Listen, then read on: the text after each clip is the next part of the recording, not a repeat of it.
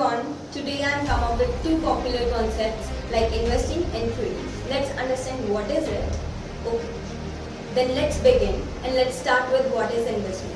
It refers to the purchase of anything for future use to generate a regular cash flow, increase the value of something over time so that it can be sold for the higher price than it was purchased.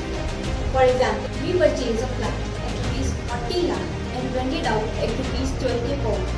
So that rent you are getting from that asset or investment is your income, right? If you sell that flat after 4 years and you sell it at rupees 50 lakh, the difference of 10 lakh is also your income. So this is called investment, where you get income from your asset or investment. Next up is what is stock trading.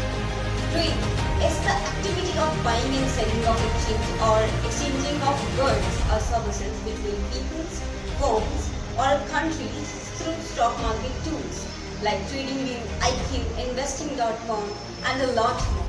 Let's understand now the difference between investing and trading. In investing, you need to hold or wait for a long time to generate a profit, while traders frequently earn more profit as compared to investors when they make the right decisions and the market is performing well.